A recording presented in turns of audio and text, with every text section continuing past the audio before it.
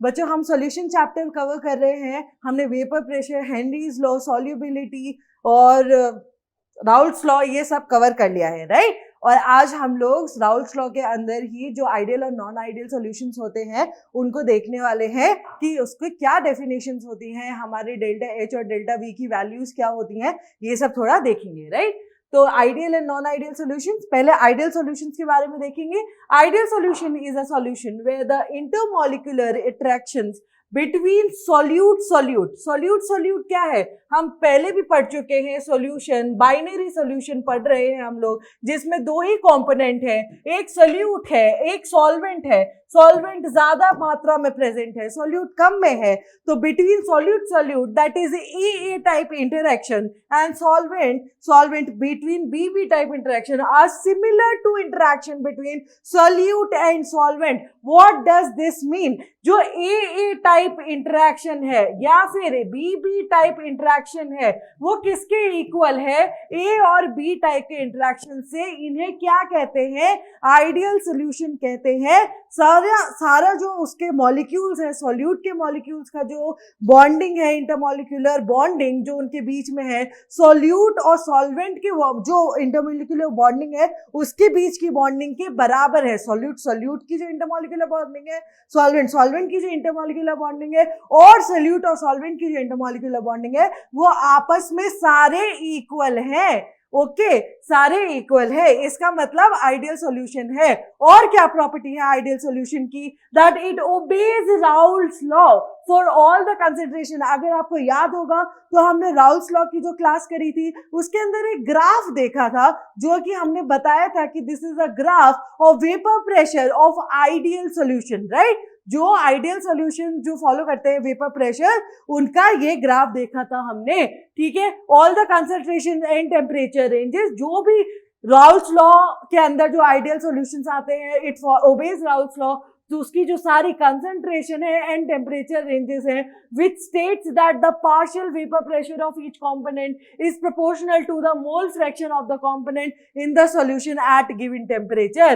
क्या हमने पढ़ा था कि अगर हम लोग एक किसी सोल्यूट का कंपोनेंट का पार्शियल प्रेशर ले रहे हैं तो हमारा राउल्ट्स लॉ में क्या आया था? ये आया था मैम, ठीक है। हमने जब डायरेक्टली प्रोपोर्शनल लिखना था इसे तब हमने ऐसे लिखा था, और इसका प्रोपोर्शनलिटी कांस्टेंट हटाने के लिए हमने प्योर उसका ही जो कंपोनेंट लिया था उसका प्योर वेपर प्रेशर लिया था, उसका डायरेक्टली प्रोपोर्शनलिटी कांस्टेंट हटाने के लिए, राइट। तो it obeys law for all the concentrations and temperature ranges. जितने भी कॉन्सेंट्रेशन एंड टेम्परेचर रेंजेस हैं उसके लिए आइडियल सॉल्यूशन जो है वो आपका फॉलो होगा। उसके बीच का जो इंटरमॉलिक्यूलर अट्रैक्शन है मॉलिक्यूल्स के बीच में वो कहीं पे भी डिफरेंट नहीं होगा, राइट। जो हमने अभी पहले इंटरेक्शन के लिए पढ़ा था।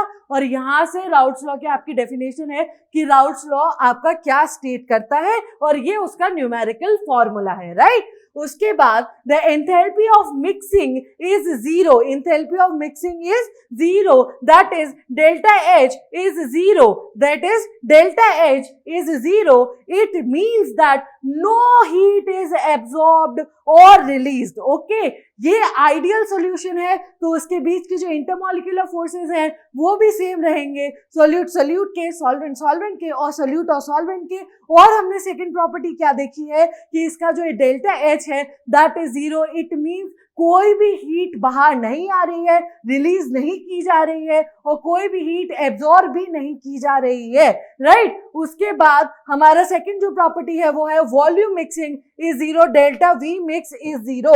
जहां पे भी डेल्टा एच अगर आपका नॉन इक्वल टू जीरो आएगा that means it is not an ideal solution, वो नॉन आइडियल की कैटेगरी में फॉल इन करेगा। Same goes with delta V mix is equal to zero, right. उसके बाद it means that the volume of the solution is equal to the sum of the volume of the components, right. अगर आप मतलब उसमें कोई भी deformity नहीं आ रही है, क्यों? क्योंकि सब जगह जो भी कॉन्सेंट्रेशन है, जो भी टेम्परेचर है, वो सेम ही जगह पे, वो कुछ इफेक्ट ही नहीं कर रहा है, कोई केमिकल रिएक्शन ही नहीं हो रही है। तो जितना आपने मान लो 1 लीटर सॉल्यूट लिया है, 1 लीटर सॉल्वेंट लिया है, सॉरी सॉल्यूट तो हम कम में लेंगे, मान लो आपने 500 लीटर सॉल्यूट लिया है, 1 लीटर सॉल्वेंट लिया है, दोनों लिक्विड है, हमने पढ़ा है राउल्स लॉ में कि दोनों वॉलेटाइल लिक्विड्स होते हैं, तो हमने ये दोनों लिए हैं, तो आपका इक्वल 1500 ml आ जाएगा।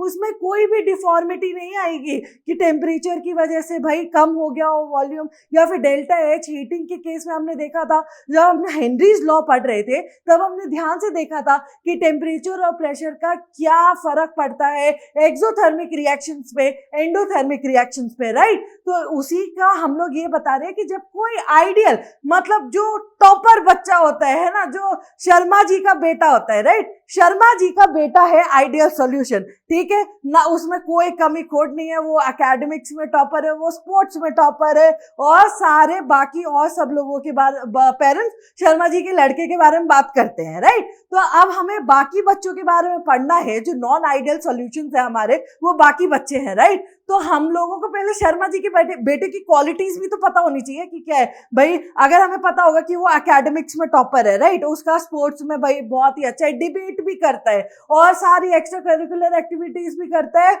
और बहुत ही अच्छा है, सब सब सब कर लेता है, राइट। तो ट्यूशन में भी उसके अच्छे मार्क्स आ रहे हैं, और कोचिंग में भी आ रहे हैं, और स्कूल में भी आ रहे हैं, हम सब जानते हैं ना। तो उसी को आइडियल सॉल्यूशन है शर्मा जी का बेटा। उसका ना तो डेल्टा वी कुछ इधर उधर होता है, ना डेल्टा एच होता है, टेम्परेचर कॉन्सेंट्रेशन का कुछ नहीं बिगड़ता, जितना वॉल्यूम डालो, जितना सॉल्यूट डालो, उतना ही मिल जाता है, राइट, हमें बाद में उतना ही मिल जाता है, सेम है भाई। तो इसका आप एग्जाम्पल कैसे याद रखोगे? शर्मा जी के बेटे से याद रखोगे कि भाई वो तो ऑलराउंडर है, सब चीज में निपुण विद्या प्राप्त कर रखी है उसने, राइट। तो एग्जाम्पल्स बेंजीन एंड टोल्यूइन, इसके एग्जाम्पल्स ध्यान से याद कर लो। Benzene and toluene, hexane and heptane, कुछ नहीं पूछेगा, यही एनसीईआरटी के तुम्हें एग्जाम्पल्स दे देगा कि बताओ भाई बेंजीन एंड टोल्यूइन दे दिया आपको ऑप्शन में, और फिर पूछ रहे हैं कि बताओ आइडियल सॉल्यूशन का एग्जाम्पल क्या होगा, राइट। तो आपको ये ध्यान रखने हैं कि benzene and toluene, hexane and heptane, bromo ethane and chloro ethane, chlorobenzene and bromobenzene, ठीक है। और भी एग्जाम्पल्स होते हैं, लेकिन एटलीस्ट इतने तो याद रखो, इतने तो दिमाग में होने चाहिए। मैंने देखा है मोर और लेस इसी में से आता है। अभी मैं नॉन आइडियल के भी एग्जाम्पल्स बता दूंगी, तो उसके एग्जाम्पल्स 3-4 ऐसे याद कर लेना, उसी में से आएगा, मतलब ज्यादा और आगे हमें एग्जाम्पल्स में वो करने की जरूरत नहीं है, लेकिन प्रॉपर्टीज जरूर याद रखनी है कि आइडियल सॉल्यूशन की क्या है, ठीक है।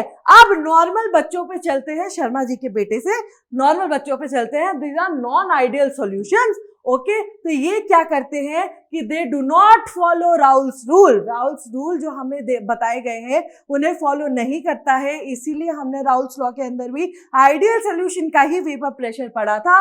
The interaction between solute and the solvent is lower और higher than the connection among pure components, right. इसमें क्या होता है, डेविएशन होता है थोड़ा सा। यही डेविएशन हम लोग डिटेल में पढ़ेंगे नेगेटिव और पॉजिटिव को लेके, राइट। नेगेटिव और पॉजिटिव डेविएशन देखेंगे तब हम लोग डिटेल में पढ़ लेंगे। अभी ये बस प्रॉपर्टी आपको पता होनी चाहिए कि नॉन आइडियल सॉल्यूशन की क्या प्रॉपर्टी है भाई, कि ये ऐसे सॉल्यूशंस है जो राउल्स लॉ को फॉलो नहीं करते हैं, और इनके बीच में जो इंटरमॉलिक्यूलर इंटरेक्शन है वो डिफरेंट होता है, हायर या लोअर होता है आइडियल वाले जो हमारा बार है उससे। Heat will be either emitted और एब्जॉर्ब, बल्कि उसमें डेल्टा एच 0 था, तो यहाँ पे क्या लिख देंगे, delta H is not equal to 0, resulting in a positive और negative enthalpy of mixing, that is delta H mix is not 0, right. V mix is not 0, हमने V mix देखा था उसमें 0 था।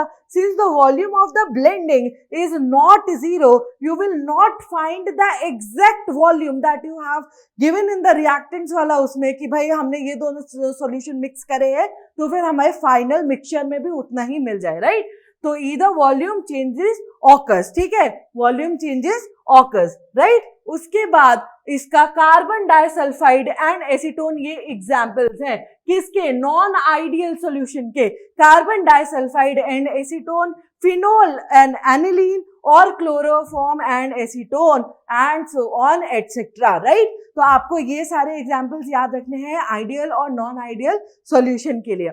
नेक्स्ट हम लोग अगर देखें तो हम लोग क्या देखेंगे, limitations of the law, limitations of Raoult's law, right. तो ideal solutions are well described by Raoult's law. हमने देखा अभी अच्छी तरह कि आइडियल सॉल्यूशंस ही राउल्स लॉ फॉलो करते हैं, non ideal solutions Raoult's law follow नहीं करते हैं। Ideal solutions on the other hand are hard to come by, even more unusual, chemically different chemical components must be chemically equivalent।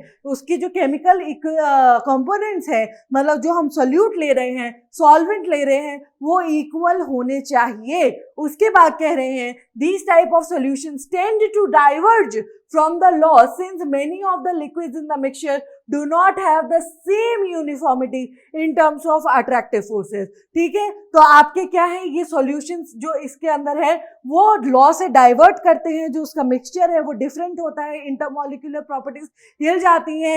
ए और B is not equal to A और B के बीच में जो intermolecular force है, right. तो ये हमारे non ideal solutions है जो वो राउल्स लॉ फॉलो नहीं करते हैं, ये इसकी लिमिटेशंस है, आपको याद रखनी है। और नेक्स्ट क्लास में हम लोग आइडियल और नॉन आइडियल सॉल्यूशंस का डेफिनेशन देखेंगे, ग्राफ देखेंगे, थोड़े से न्यूमेरिकल्स भी देखेंगे। ओके, तो उम्मीद है बच्चों आपको ये समझ में आया होगा, अच्छी तरह समझ में आया है तो like the video, subscribe the channel और मिलते हैं अगले वीडियो में। Thank you so much.